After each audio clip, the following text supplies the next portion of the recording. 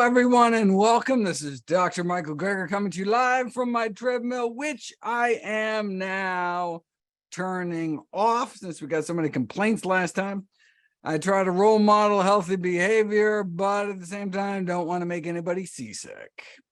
This is another CME-approved webinar, continuing medical education for doctors and other healthcare professionals, as should all of our webinars going forward. I'm proud to declare I have no relevant financial relationships with ineligible companies to disclose. That kind of declaration statement is necessary given a long checkered past of big pharma secretly propping up paid shills to push their products. So now they just non-secretly prop up paid shills to push their products, but I'm not one of them. If at any time you run into technical difficulties, there are live chat room staff standing by, but let me paste that link into the chat there for everybody. If they're unable to help, we also have NutritionFacts.org staff standing by too, and I will paste that into the chat box as well. Please reserve the Q&A button that you see in the Zoom window for content questions. Today's webinar is only an hour, but I've reserved lots of time for Q&A at the end, but please feel free to add your questions at any time by clicking on the Q&A button, and the Nutrition Facts team will be compiling them to be answered at the end. You don't have to worry about taking notes or anything after the webinar is over. We're not only going to send you a full recording of it, but also a free link to download all the videos in high def, so you can see all the videos in their full definition resolution glory. Okay, today I'm going to be talking about how to prevent and treat age-related hearing loss, which is taken from my Preserving Your Hearing chapter of my upcoming book, How Not to Age, which will be available free at your local public library. And all these videos will eventually make it onto NutritionFacts.org for everyone to watch, but you get to see them right here, right now, starting with the good news that age-related hearing loss is not inevitable. Let's do it.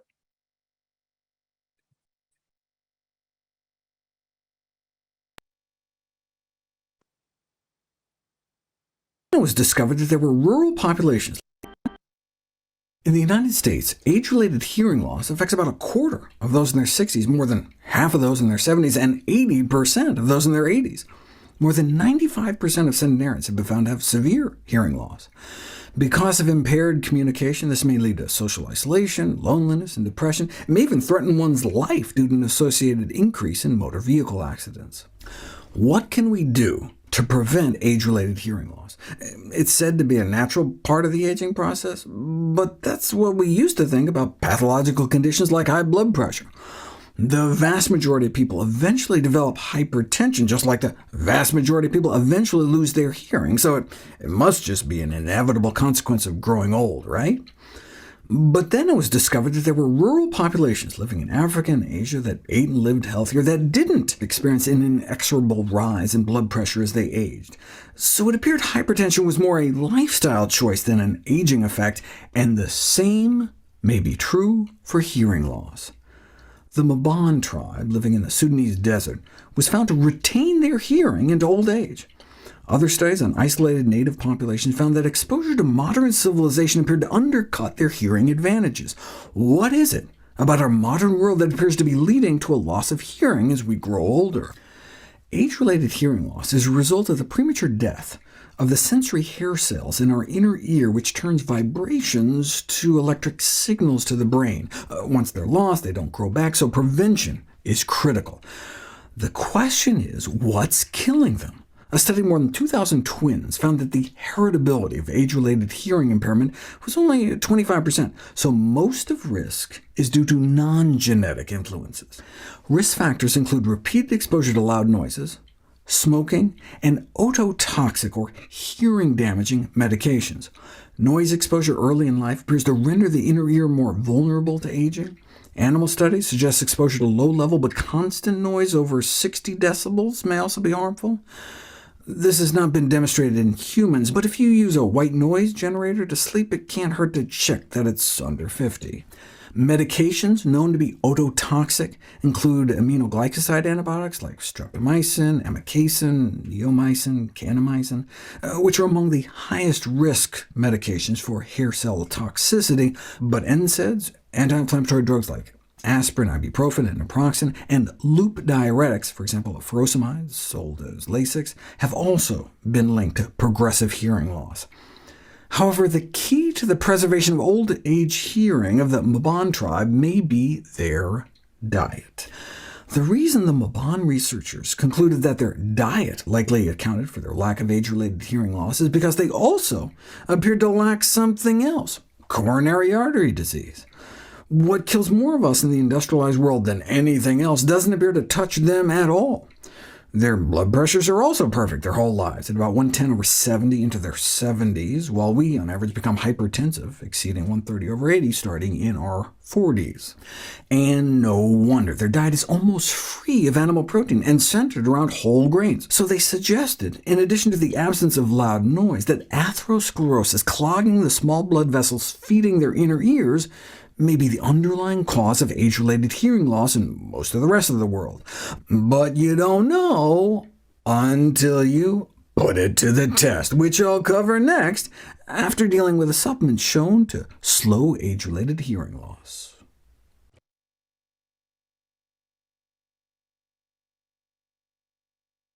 OK, so just to recap, age-related hearing loss is an absolute pandemic affecting most people by their 70s. Well, if it affects most of us as we get older, maybe it's less a disease and more just a natural, inevitable consequence of aging. No, because there are populations where people preserve their hearing into old age. What's their secret? Well, there's loud noise in terms of risk factors for age-related hearing loss, loud noise, smoking, and ototoxic medications like common medications, antibiotics, common painkillers, over-the-counter painkillers, that can damage our inner ear. But what's this about attributing their preservation of hearing to a plant-based diet? I mean, the only way you could prove cause and effect is randomize people to different diets and see if you could actually slow down, arrest, or even reverse hearing loss. And to my surprise and delight, not a study like that was indeed done. But before we get to that study, as I mentioned, there's a supplement that's been shown to slow age-related hearing loss. So let's check that out first before we get to the thrilling conclusion of the randomized controlled diet trial on hearing loss.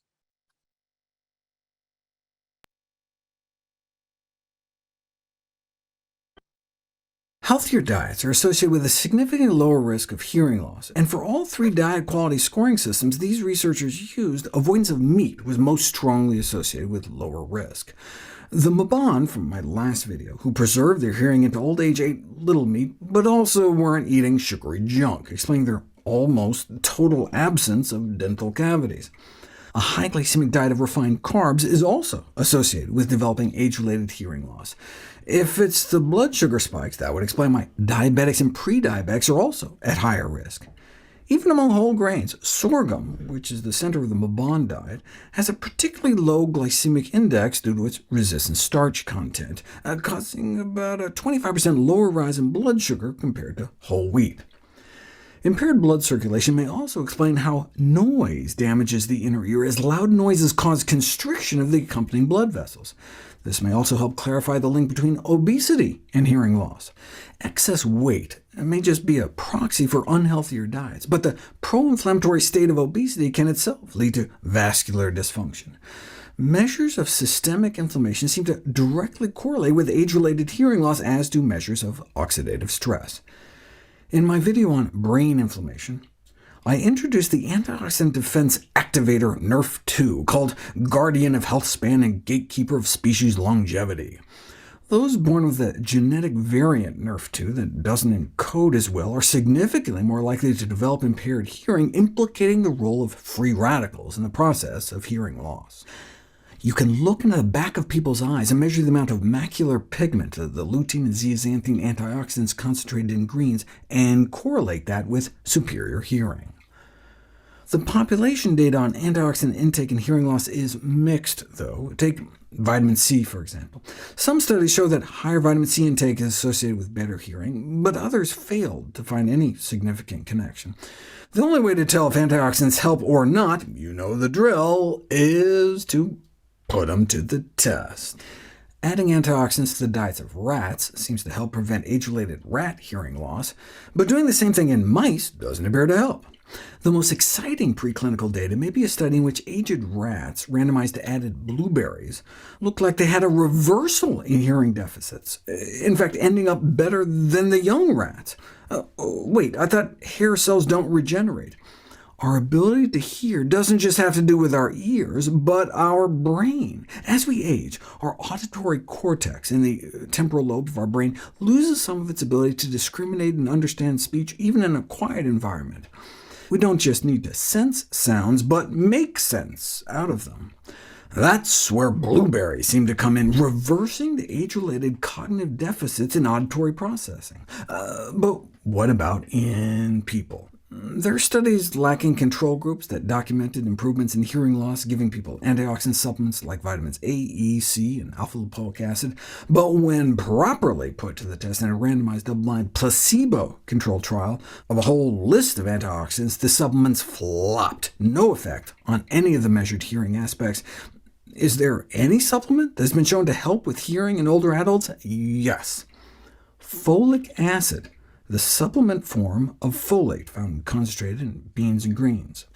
Some observational studies had found that higher levels of folate in the blood seem to correlate with better hearing, but maybe that's just a marker of eating a healthier diet in general. So, Dutch researchers set out on an ambitious 3-year double-blind placebo-controlled trial randomizing more than 700 older men and women to take 800 micrograms of folic acid a day, or an indistinguishable placebo.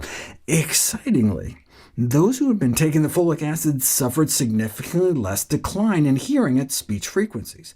The effect size was rather small, such that one might expect the proportion of men, for example, who would be hearing aid candidates at age 75 might drop from 33% to 22% with folic acid supplementation.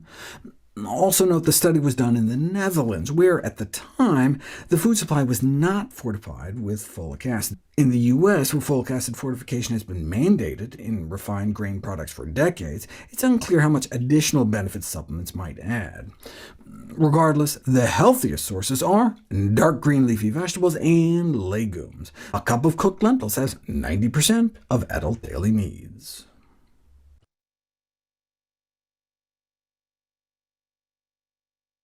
All right, so population studies suggest reducing meat and refined carbs may help preserve hearing, which would be consistent with the remarkable hearing preservation in the Baban tribe, perhaps through inflammation or oxidative stress.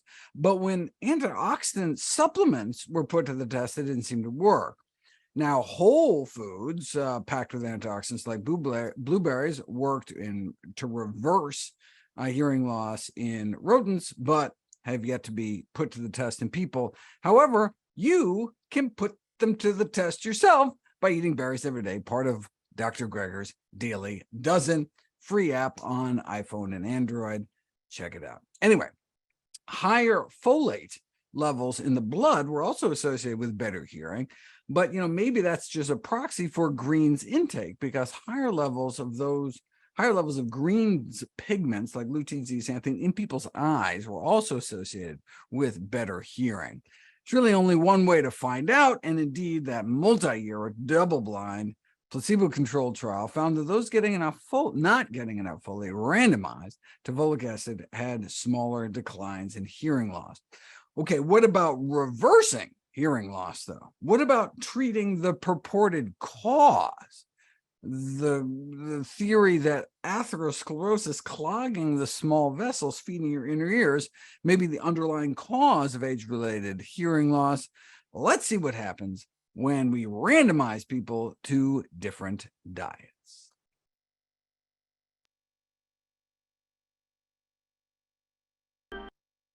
A 2021 scoping review on the role of nutrition in the development and prevention of age-related hearing loss screened thousands of papers and concluded that diets rich in saturated fats and cholesterol have deleterious effects on hearing that could be prevented by lower consumption. The case of the Mabon I noted before makes for a compelling story, but on what exactly are they basing their conclusion? It's true that in laboratory animals you can prove it, randomize rats to added saturated fat or chinchillas to added dietary cholesterol, and scientists can show atherosclerosis-inducing diets exacerbate inner ear damage and hearing loss, even without noise exposure, but that doesn't necessarily mean the same is true in people. There is cogent epidemiological data. For example, a study of thousands of twins was able to draw a significant link between a high cholesterol diet and hearing impairment. In the Blue Mountains Hearing Study, which enrolled thousands of older men and women to study age-related hearing loss, dietary cholesterol was the nutrient component most associated with hearing loss. Those eating about 2 eggs worth of cholesterol a day had 34% greater odds of hearing loss, compared to those only getting about a single egg's worth. Consistent with a vascular cause, those on statins, and particularly those at higher doses, appear to be at lower risk. The researchers suggest that high cholesterol intake may interfere with the circulation within the inner ear itself, or atherosclerotic inflammatory changes could reduce blood flow to the tiny arteries feeding the inner ear. But how about looking inside the arteries to see if this is actually true? The extent and severity of coronary artery disease in the heart, as determined by angiogram, was found to closely correlate to hearing loss. Since atherosclerosis is a systemic disease affecting the entire arterial tree, this has relevance for the arteries feeding the inner ear. The same was found for the amount of atherosclerotic plaque found in the carotid arteries in the neck. The greater the plaque, the poorer the hearing, and the more plaque they found, the greater risk of further hearing impairment, measured over the subsequent 5 years. Getting closer, but how about the arteries that directly supply the inner ear? Early autopsy data suggested sclerotic changes in the blood vessels of older ears contribute to inner ear degeneration, and these days, direct imaging studies correlate the degree of hearing loss with atherosclerotic narrowing of those inner ear arteries. Now all we need is an interventional trial to wrap it all up in a bow. Yes, high cholesterol and high saturated fat diets have been shown to kill off those critical inner ear cells and cause hearing loss in lab animals, but it's not like you can lock hundreds of people up for a few years and force them to eat different amounts of saturated fat and see what happens to their hearing. Oh, but you can, and they did. The Finnish Mental Hospital Study. In 1960, one of 2 mental hospitals near Helsinki had their menus changed to decrease their intake of saturated animal fat. Then, after a few years, the 2 hospitals switched their menus over. It was one of the first interventional trials of its kind, suggesting that you could decrease heart disease deaths by decreasing saturated fat intake. But what happened to their hearing? It followed the exact same pattern. As their heart disease got worse, so did their hearing. And then when the hospital switched, the reverse happened. And not just by a little, those in their 50s in the lower saturated fat hospital ended up with significantly better hearing than the group in the control hospital that was 10 years younger. The researchers concluded our audiological studies lead us to conclude that diet is an important factor in the prevention of hearing loss.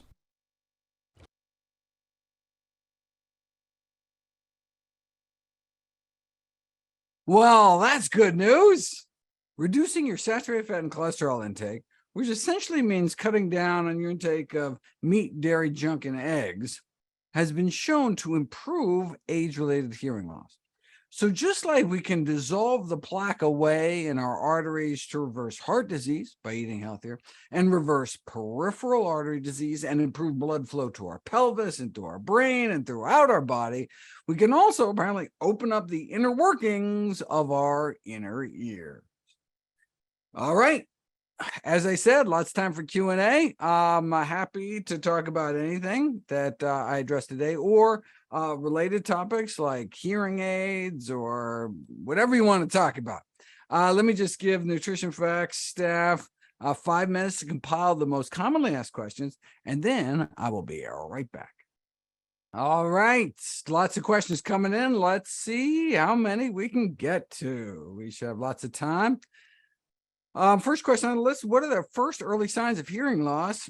It's the subjective loss. I mean, there are objective signs that if you actually go to and get, they put headphones on you and give you different tones, and they can actually, before you're conscious of your loss of hearing, they can actually see if you're losing hearing at specific tones, particularly associated with age. But most people only go that route when they already feel like they're having problem hearing people, particularly in kind of a noisy area, so they go get their hearing tested. And then, but if you're really if you've feel like you may have damaged your hearing early on, going to a lot of heavy metal concerts, or you were in a job with loud noise, or you took a lot of ibuprofen, or whatever it is, you can get your hearing tested, so you have a baseline. Then you can actually see how your hearing progresses, and they have they can very kind of finely tune, give you kind of exact objective measurements. But most people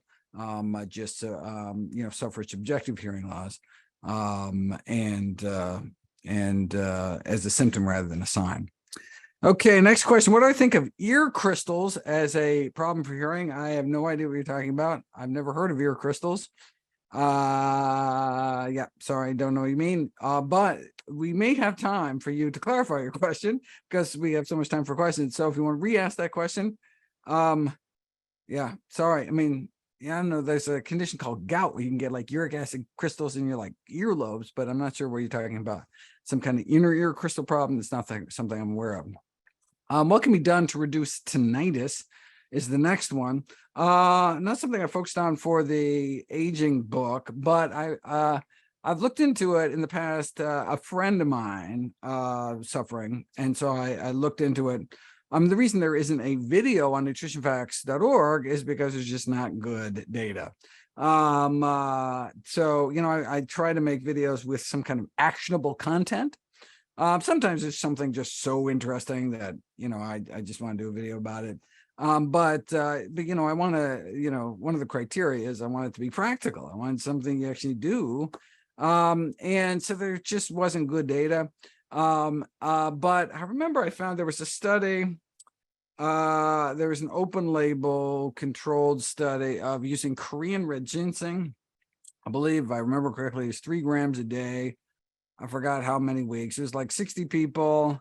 And they randomized people to a control group, which was like ginseng, and then 2 doses of Korean, not ginseng, ginkgo, and then 2 doses of red ginseng, of the Korean red ginseng, and the 3-gram group had a before and after significant improvement, but they all knew what they were taking. Even though presumably, well, I mean, it's just, we want to have placebo-controlled trials that are, blinded. And so people have no idea what they're on. Anyway. And so it was just like the science just wasn't really strong enough, but the kind of thing where it's like, well, can't hurt. And so, I was like, well, look, you want to give it a try, give it a try. I actually do talk a lot about ginseng for other, things in the book. It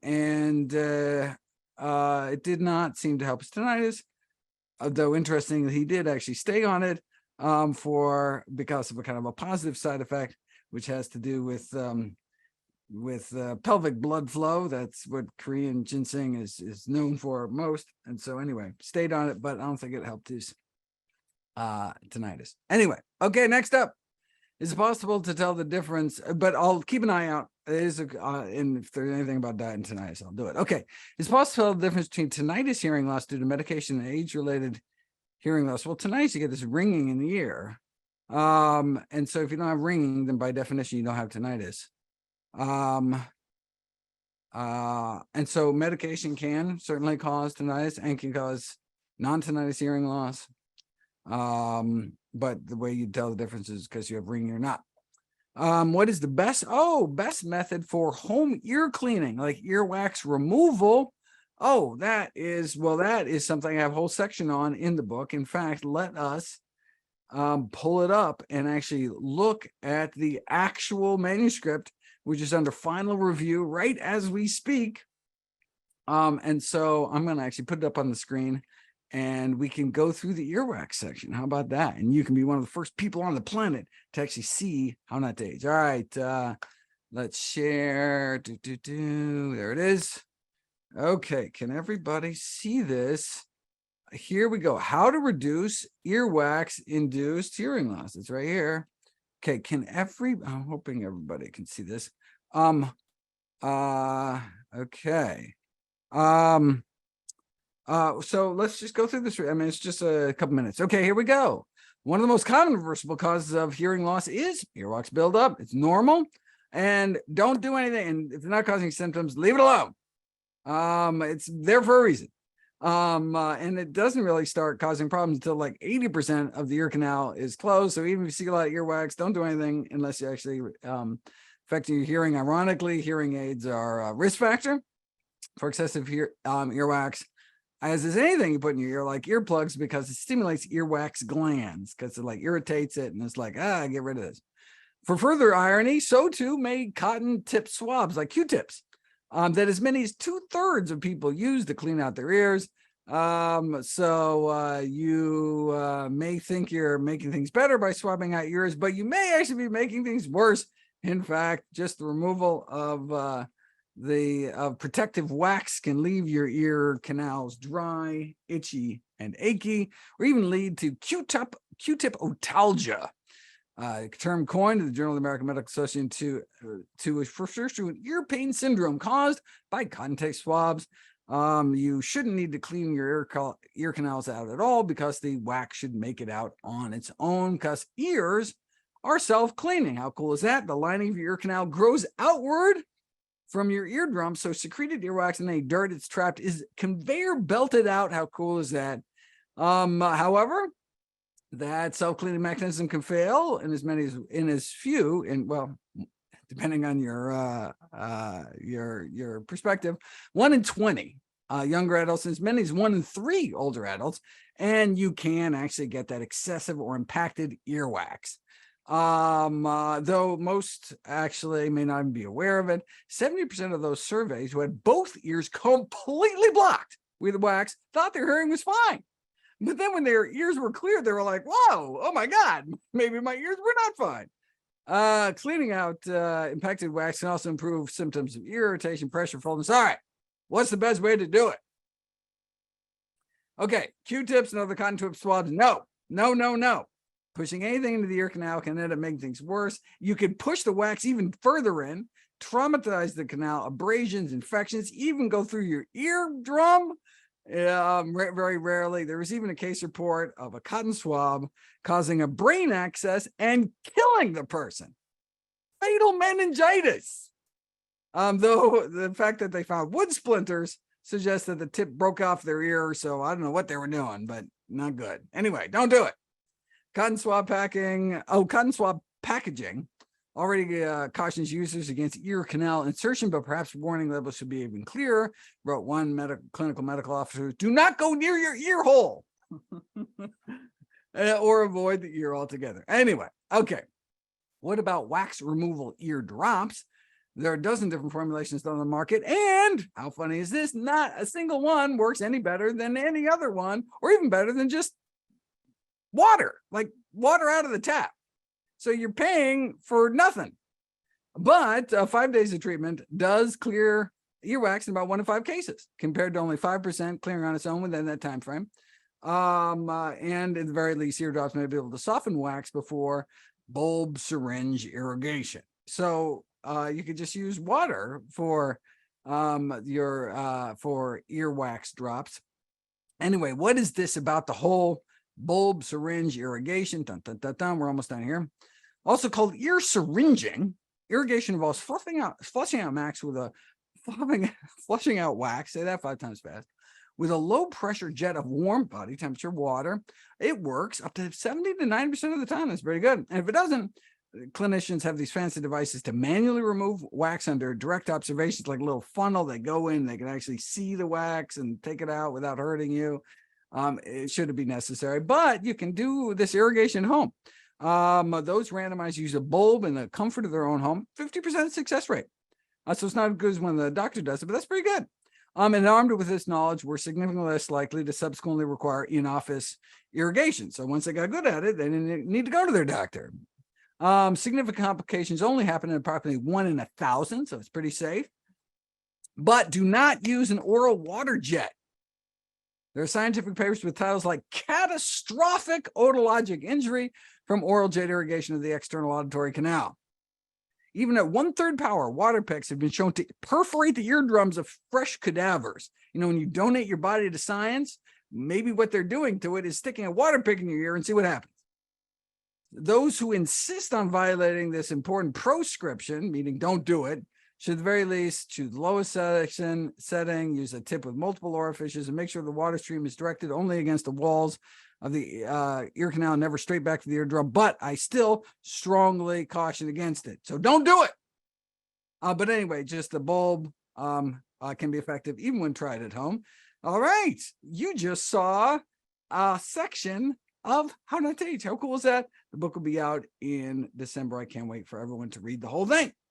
Okay, let's go back to questions. All right. What about hearing loss caused by infection?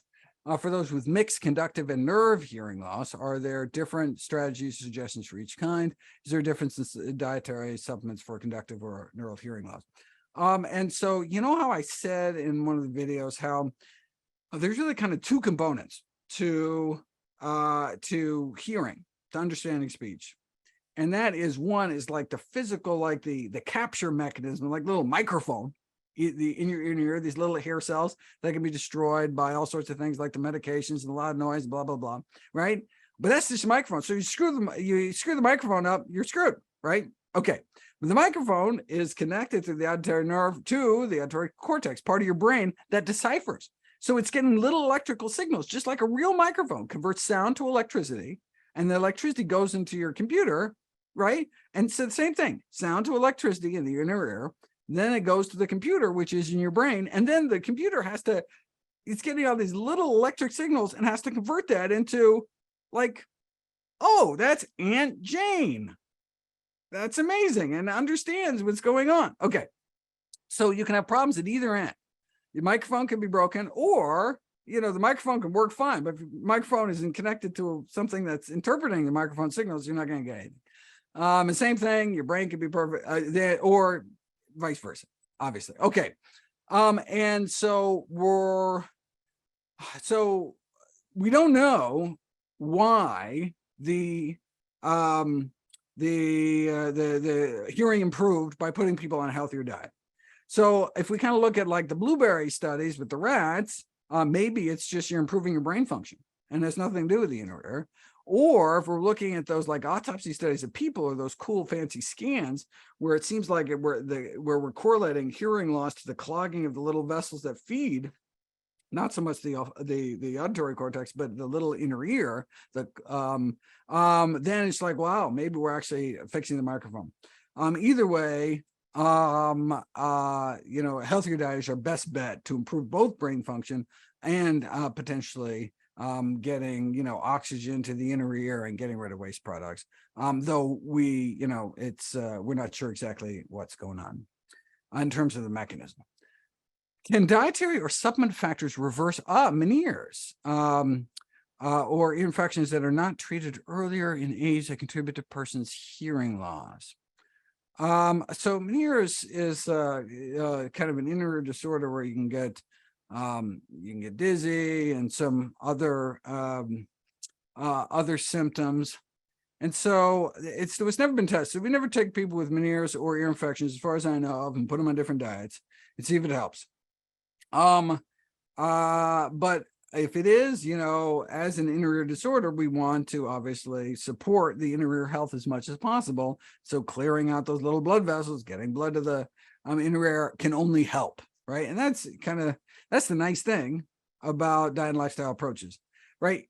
It can only help, right? So like, even if you had something that wasn't directly affected by eating healthier or living healthier or stopping smoking or exercising, you would still want to do all those things, right? It's not like a drug where it's like, well, we only want to give this drug if it really affects disease X, because drug has all sorts of downsides, blah, blah, blah. But it's like, well, stopping smoking is good regardless. Will it help the ear? Maybe, maybe not. But it's going to help all sorts of other things. Same thing, healthier diet. But do I have data showing you it's going to help in those conditions? No, I did not run across any. Okay, is there evidence? Oh, cell phone use. Is there an evidence that cell phone use affects hearing or causes tinnitus? Does frequent earbud use on low volume cause hearing loss? I have videos about that. So excited you brought that up. Yes, I have videos showing that indeed cell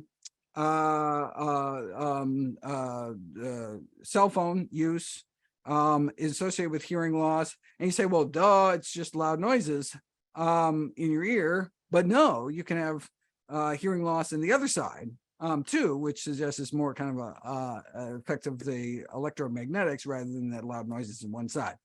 And there was this cool brain surgery experiments where they could actually take when the oral nerve is exposed, like no skull, in the middle of brain surgery, and you actually do experiments to see really apparently detrimental effects just holding the cell phone close. So ideally, we don't want to put a phone up to our head, and there's also concern about brain tumors and other things. I got videos on all this. So we should use either wired headphones or Bluetooth devices. And Bluetooth devices are a whole different wavelength, a much lower power. And indeed, even when they did that same experiment with the open brain, you can wave Bluetooth in front of the nerve and without a problem. Bluetooth is safe. And so wearing earbuds is preferable than sticking a phone up to your head. And there's other things that affect how much kind of radiation you're getting. But yeah, that's a good idea. And for all the citations and to actually see the signs, just type in cell phone into NutritionFacts.org, and those videos will pop right up, or type in Bluetooth. All right, cool. All right, folate. Folate supplement is best, not folic acid, right? Doesn't folic acid supplements cause cancer? Many national practitioners recommend methylfolate supplementation instead. Any guidance on whether methylfolate supplementation would be equivalent substitute for hearing loss prevention specifically? So you can't give folate to people only in whole foods. Why? Because folate is not shelf stable. So that's why they give the synthetic form folic acid, but it's not a synthetic form of folate. It's not folate, but folic acid is converted is a different chemical, different compound, is converted into folate, the actual folate they use, and the folate's found in beans and grains, in your liver. The problem is that we thought this was 50 times more efficient than it actually is based on rat studies. Rodents have livers that convert folic acid to folate 50 times better than human livers. So here we thought this was going to be a really easy conversion, but in people it's actually not. So what we end up is with high levels of unmetabolized folic acid circulating throughout your system as your body slowly converts it to folate. And the concern is having those high levels of folic acid may actually increase cancer risk. I have a video about that, and I think I have so I have an old video about that, and I think I have an update coming. Let me see what I say about it in the book, because I know I looked into it. Okay, page 53. Okay, hold on. Because I remember running into it in the book. I have a little note to myself to check page 53. So I'm scrolling to it now. Page 41. 53. Okay, turning over a new leaf. Talk about MTHFR mutations. Okay. Oh, here we go. Let's do it. Shall we do it? Let's do it. All right. Let's see another sneak preview of How Not to Age. Okay, here we go. Boom. There it is. You are seeing it now. I don't know if the publisher is cool with me sharing, but too bad. Here it is. Folic acid. And so there's this little subsection in the epigenetics chapter. Folic acid is not the same as folate. A review of more than 100 meta-analyses of population studies shows that those who don't get enough folate, those who get more folate live longer, are protected against all sorts of things. Folate is great. So eat lots of beans, eat lots of grains. And then I sent him some video. Okay, but natural folate, as I said, isn't shelf stable. So there's an enzyme in our liver. Yeah. We talked about that. We talked about the rats, blah, blah, blah. And so we end up with unmetabolized folic acid circulating through our body, which may impair anti-cancer defenses. For example, randomized controlled trials have shown that men taking folic acid supplements significantly increase their risk of developing prostate cancer. Randomized trials also found that those taking folic acid supplements for more than 3 years more likely to develop colorectal polyps, which can turn into prostate cancer, and colon cancer. So natural sources of folate, beans and greens may be best, though women who want to get pregnant still advised to take folic acid supplement given their proven efficacy in reducing birth defect rates. Beyond food and supplements, this is kind of interesting. The third way to improve your folate status is to contract out some of that production to our microbiome. There's a folate transporter in our colon, specifically designed, it seems, to absorb folate produced by our good bacteria like bifidobacteria when we feed them with fiber. Bifidobacteria is a fiber feeder, so increase of fiber intake can foster the growth of little folate factories in your gut. Okay, so the best way to get folate in your system is to eat folate-rich foods, beans and greens, and to eat lots of fiber-rich foods, which are particularly whole grains and legumes. So, legumes, you get the double dose. You get the fiber, and you get the folate. That would be better than any supplements if you're interested in trying to slow down your age-related hearing loss. Okay, where are we? Folate, yeah, blah, blah. Okay, I have mild to moderate hearing loss. The ENT, ear, nose, and throat specialist, stated that having see, look at this. I'm so used to walking on the treadmill. I'm going like this, even though I'm not on the treadmill. Okay, I'm gonna stand still. I got a lot of energy. Okay, the ENT specialist stated that having adjustments high in the neck via a chiropractor can cause ear pain and suggests stop going for adjustments.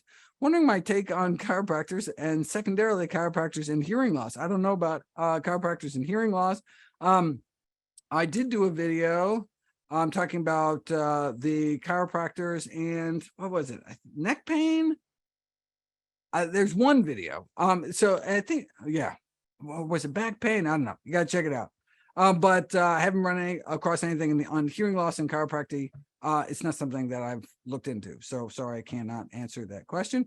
I did do that long series on yoga, which, is kind of weird for nutrition facts, but it's like, it's just something that's kind of like a hot topic where people seemed really interested, and it was put to test against a whole bunch of different things, and it failed for half of them, and it did good for the other half. And so it made everybody upset. The pro yoga people were like, it failed for half, and the anti-yoga people was like, wow, it worked for half.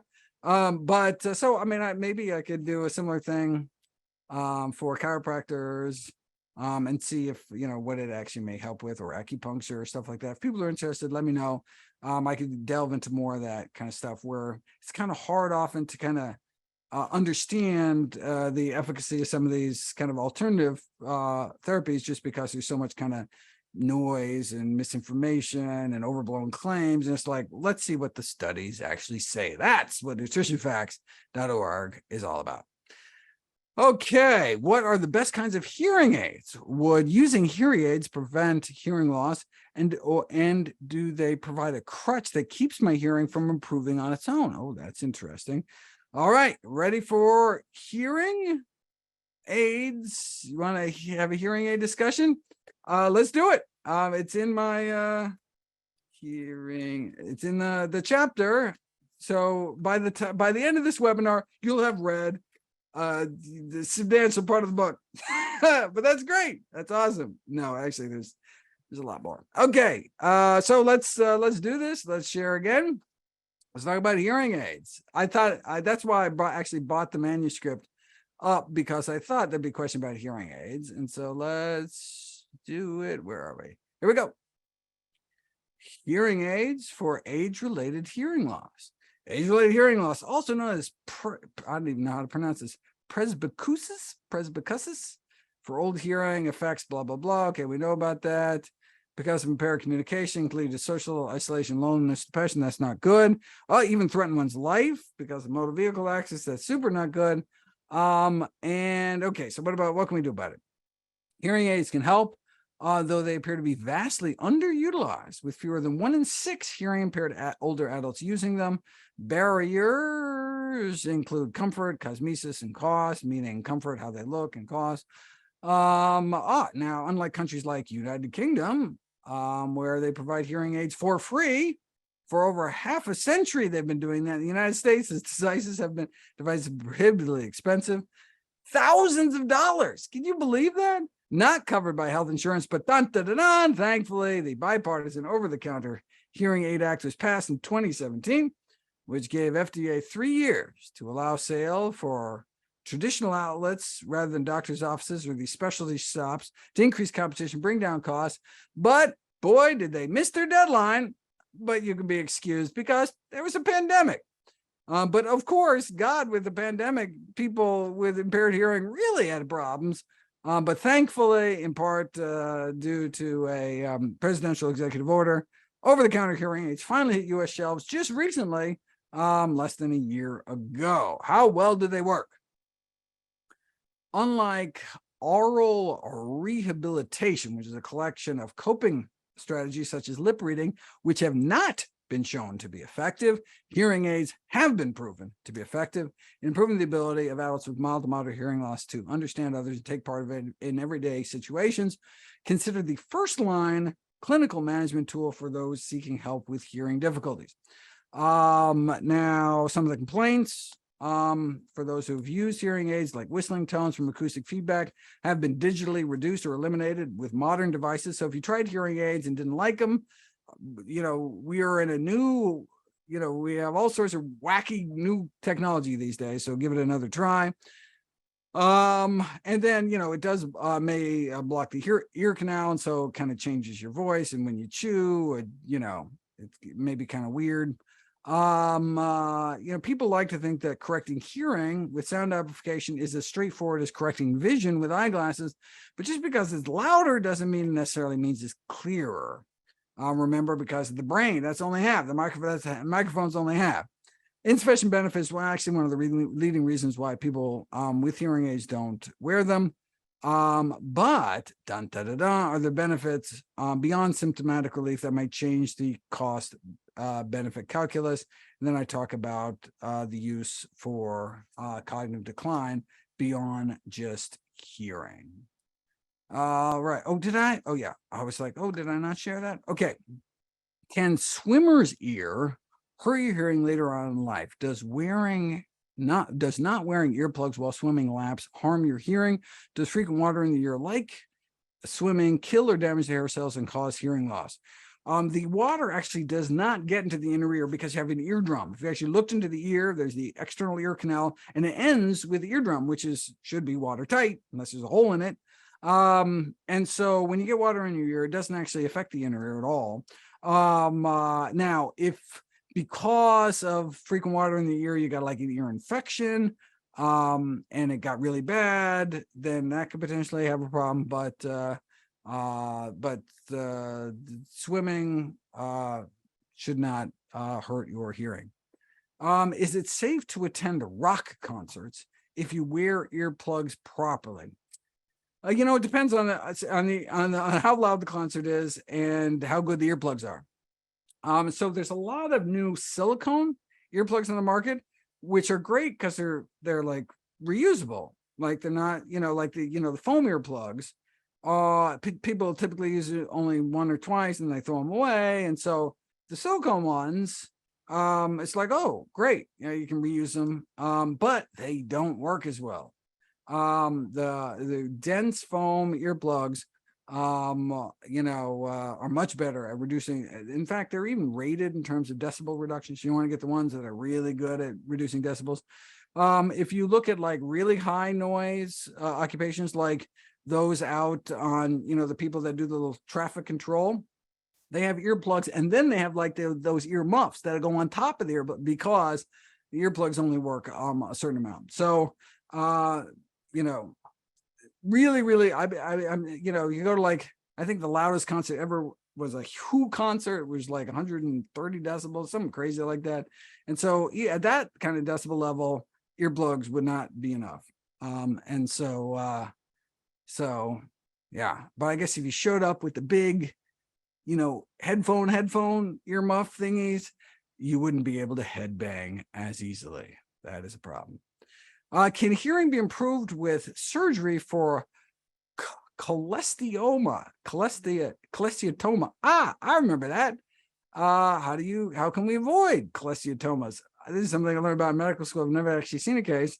So cholesteatoma it's like I wouldn't say tumor. It's kind of a benign cyst of of your ear canal skin cells just start overgrowing too much and can actually block the eardrum and actually push through the eardrum and actually affect the inner ear or cause inner ear problems.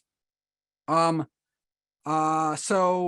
I presume there's some surgical fix. I don't know actually what you do about it. Certainly didn't look into it in terms of, I can't imagine a diet and lifestyle change that would actually benefit, but maybe there's some correlation between its appearance and different diet and lifestyle stuff, something I didn't look into. So sorry, I cannot answer that question. Did I find any research? Did I find any research about exercise improving hearing loss? You want to improve circulation? How about exercise? That I did not run across. Let me do a quick search. Exercise loss meta-analysis. But if you remember from my, here we go. There is a meta-analysis. Boom, boom, boom. There we go. Posture control. I just saw, here we go. 2022 hearing impairment objectively measured physical activity systemic review in the Journal of the American Geriatric Society. And what did they find? Dun, dun, dun, dun. So this is actually published after I wrote that chapter, and they found that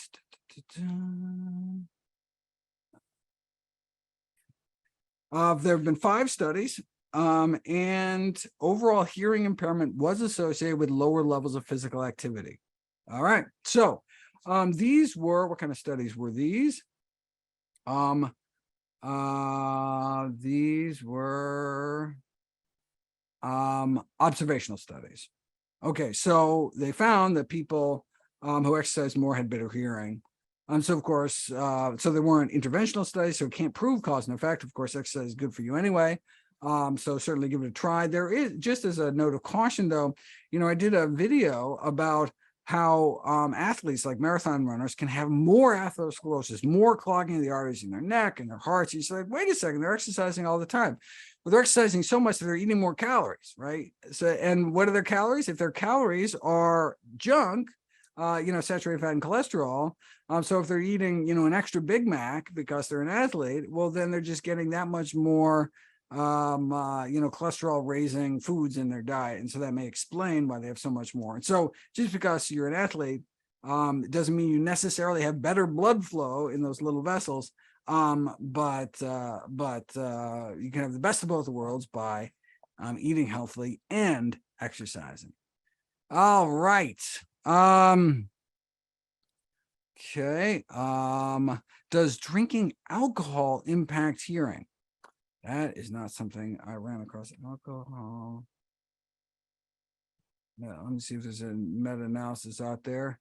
2023, a systemic review of meta-analysis in one of my favorite journals, actually, Public Library Science journals, found that, compared to non-drinkers, 22% greater odds in people that drink alcohol. So the evidence suggests an association between alcohol consumption and hearing loss. And so drinking limitations may be useful for preventing hearing loss. This was based on 18 observational studies. So again, can't prove cause and effect, but drinkers appear to have worse hearing. That's a great question. I'm so glad it came up because I just learned something too. Okay, we have 1 minute left. So let me just tell you about another webinar coming up. We have more CME webinars coming up, all sorts of juicy topics. The next one is August 18th. Put that on your calendar, August 1/8. It will be on choosing the safest and most effective sunscreen. Given the recent findings of the absorption of sunscreen chemicals into your bloodstream is greater than we previously thought. So what are we going to do? That will be the webinar. So stay tuned. Make sure you're signed up to the Nutrition Facts email newsletter for all the future details. How do you sign up to that newsletter? Well, let me show you how you do that. Let me share that for you. Ta-da! You should be able to just point your phone camera at the QR code and you should be all set. But if you're getting emails from NutritionFacts.org, you're probably already signed up, but just want to make sure if you found this from some other way that, and of course, everything's free. Thank you so much, everyone, for joining me. And don't forget to eat your vegetables.